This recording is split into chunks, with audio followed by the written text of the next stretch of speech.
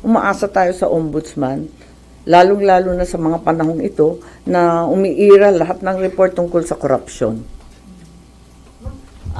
Do you think good choice yung Yeah. in-appoint ni Presidente na chairman ng ICI? Si Dito pagdating talaga sa usaping kapatid niya, hindi talaga niya masawata yung kapatid niya. dating Justice Reyes? Eh, siyempre, umaasa tayo ng todo na kahit papano may lalabas. Anong lalabas? Ano yun? Sino yun? Very lame. Very iwas. Ang lapsa ng sagot ko, no? Oo. Sorry. Lamya. Wala ka buhay. Kasi kapatid mo eh. Walang kabuhay-buhay. The President said that the Speaker will not be spared from the investigation of the ICI. Oh, ito na naman. Kapatid na naman niya. Hindi talaga niya... Pwede mo naman sabihin kung talaga ka na sa amin ka. Sasabihin mo na, ay hindi, marami na siyang sinabi na hindi niya tinupad. Alam mo yun, I mean, how can you convince us na talaga ikaw ay on our side? Naniniwala ka ba dyan? Oh, Kahit pinsan ko, kahit kapatid ko, abangan na lang natin, hindi ko sure. ano yun? Ang dami mong pinagtatalak pero pagdating sa mga usaping kapatid mo na alam mo naman na nasaan na si Martin Romualdez, nasaan yung Zaldico, hindi naman iniimbestigahan and yet ang gustong ituro ay yung mga kasamaan mo sa minority. Escudero, Villanueva, Jingo Estrada, kasamaan mo sa minority tapos hindi mo masabi na, oo nga, tignan nyo ang binabanatan yung mga senador na samantalang ang pinangalanan mga congressman including Martin Romualdez at Zaldico. Tapos sasabihin ng kapatid ko na they will not be spared? Paano ako maniniwala?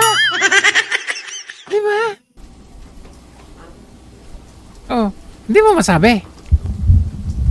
Ma'am, sorry, Yeah. related lang po. Ma'am, you reposted a post from the election period. Yung pong sinabi nyo, hindi ito gobyernong Marcos, kundi gobyernong Oh, lalo na dito, sasagot niya dito. Valdez at Araneta. May we know why you reposted the video yesterday? Wala, pinapaalala ko lamang na matagal ko nang sinasabi to. Maraming nalilito kung bakit ako ay tumututol sa napakaraming linalabas na polisiya ng aking kapatid. Oh. Tulad ng sinasabi ko, mahal ko ang aking kapatid. Hindi Oh, marami siyang nilalabas na polisiya, pero sabi mo, sige sabihin na natin kapatid mo, mahal mo. Pero bakit hindi mo makundina? Kapatid mo, ang presidente. magmamaliw yan. Hindi po pwede naman ang si Romualdez ang may kapasidad na magdikta sa kanya? Kailanman. Kaya lang, hindi ito ang turo ng aking ama. Kung buhay yung tatay ko, kaya ako pumunta sa puntod, sa libingan, talagang masasabon kami ng bonggang-bongga. Hindi talaga siya papayag ng ganito. Last na lang. So, ikaw hindi ka papayag kasi hindi pumapayag yung tatay mo. Ano man masabi mo sa nanay mo na magkakasama sila doon sa Ilocos at ikaw ay wala? So, yung nanay mo pumapayag? Ma'am, nakausap niyo na po ba yung kapatid niyo ever since nagsimula to yung mga flood control? Wala, hindi na kami nagkikita. Hindi ako kumbidado sa Ilocos. Hindi daw siya kumbidado. A little bit, I'm not convinced. Kasi pag pupunta siya doon, mapupulahan natin siya eh. Hindi siya kumbidado. But at the same time, hindi niya makundina ang kanyang kapatid. Sa pagkadami-dami na nilalabas na polisiya ang kanyang kapatid. Pero, kunwari, hindi raw siya kumbidado. Noong September 11, okay lang kasi gusto ko naman pumunta sa talagang festehado. Yung tatay ko naman na may birthday, di puntahan sa puntod. At saka kasama ko masaya. Masaya kasi lahat ng matatanda, nandun yung one and only Prime Minister of the Republic of the Philippines, si Cesar Birata, sina Jimmy Laya, sina Jerry Sikat ng dating NEDA na makapangyarihan at malaki. Lahat yun. Tapos yung mga dati niyang general, sumaludo pa nga, nakakatuwa nga ang dana nila. So, masaya naman kami. Enjoy nga At saka maraming kinain ng mga Ilocano. Kasi ito lang yan, syempre, ang nanay nila si Imelda Marcos, maniniwala ba kayo na hahayaan niya lang na hindi okay yung magkakapatid? Of course na.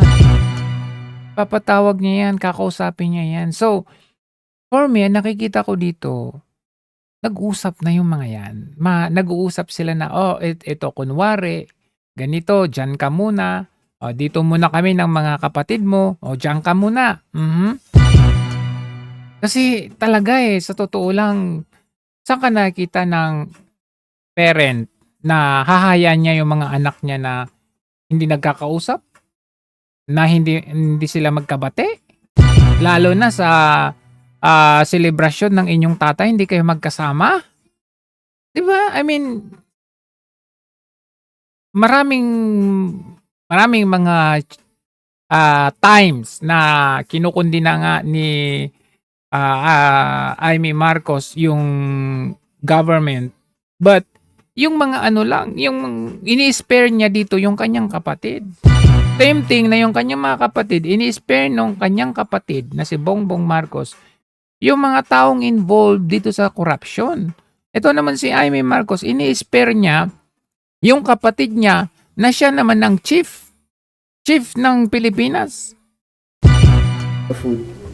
Ma'am, over the weekend lang, umugong yung posibilidad daw na magkaroon daw ulit ng coup. And being part of the minority, sinasabing si Senator Alan daw yung papalit. May ganyan bang usapan?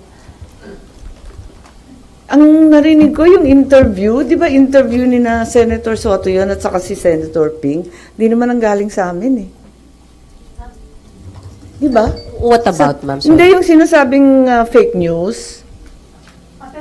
What are you asking? Di ba yung sinasabi mong fake news na magkakaroon ng kudeta ng kudeta? Parang ganun.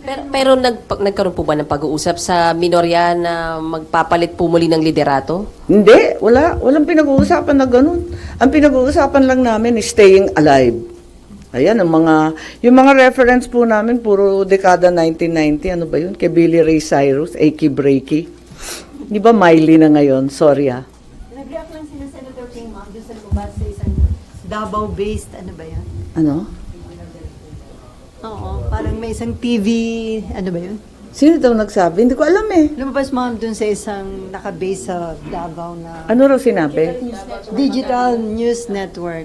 Ano Na daw? sinabing, yun nga, magkakaroon ng another changes sa Senate leadership. Counter-coup daw po. Ay, yung counter-coup. Nakakuha na daw na number. Kung merong ganon, yung unang coup na naging minority na nga kami, hindi ko alam. Ito, kung magkukuna ulit, hindi ko na naman alam. Ang babaeng clueless ang title ko. Po. Satisfied pa po tayo sa liderato ni SP Soto or may talks na po tayo na baka anytime soon may dissatisfaction na kailangang i-address from the minority? Wala naman. 1 linggo pa lang eh. Nayayanig pa nga kami eh. Hanggang ngayon, parang nagulat kami. Talagang nagulanta kami. I had no idea. Pero tama yung sinasabi ni Senator Ping, wag minosen yung minority dahil 9 kayo against 15, so madaling makakuha ng numero para magkudeta. Kanya-kanyang level ng kapraningan. Pero you agree with that, ma'am, na hindi kayo dapat maliitin. At least the numbers that you have 9. Well, it's the largest minority in the recent history of the Senate. I'm told.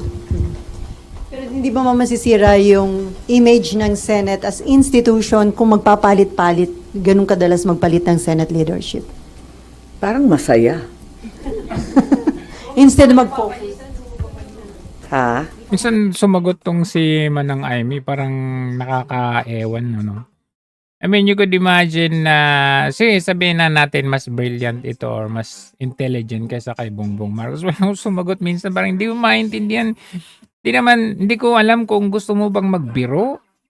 Gusto mo bang, parang lahat ng pagkakataon, pagbibiro ba? Lahat ng pagkakataon, parang, ang mga sagot, double meaning, hindi mo alam kung paiwas o alam mo yun, pa-innocent effect na parang walang kaalam-alam, ano ba yun? Pero pagdating sa mga, ang dami namang mga sinasabing mga pakulo na mga sinasabi. ano yung mga linya-linya niya na pag nag-i-speech or nagpi-privilege speech, may mga termino siyang mga ano. Posible sa mga lagay na yan, wala kang alam, hindi mo alam na may nangyayari o ano. Kaya minsan nakaka-confuse, no? Nakakaduda na rin na saan ka ba talaga, parang ganun. Kasi bibirain mo yung ano ng kapatid mo, pero pag tatanungin ka, sasabihin mo, hindi, pinaalala ko lang. I mean, ang lamya. Sa totoo lang, hindi mo alam talaga. Ay, oo. Sabi nga, tama nga talaga na wala talagang no more to Marcos talaga kasi pare-parehas din lang naman sila ng trademark eh. Galing lang sila sa salita, pero pag sila na yung nasa pwesto na, abay, traidor. Bukod sa walang utang na loob, traidor pa. Oo. Hindi, siya shuffle lang naman. Pero, Ma'am, how do you feel there was a member ng minority ang inakusahan na involved allegedly sa anomalous flood control? Well, I've maintained the same position ever since. Dapat imbestigahan lahat. Kasama, kasangga, nabanggit ko nga si Secretary Remulla, matalik na kaibigan at matagal na kaalyado ng aking pamilya mula pa nung panahon ng mga ama namin. Pero kung mali na talaga, itama ang mali at talagang kinakailangan ipaglaban ng tama. Oo nga, pero bakit yung kapatid mo ni-spare mo? Pinoprotektado niya yung binibira mong sila Martin Romualdez sa Zaldico. Di ba? Okay. Ang labo mo. Okay. Ayun, wala lang. Wala. Hirap talagang pagkatiwalaan tong si Manang Aimee. I mean, ito nakita ninyo, pumunta siya ng The Hague.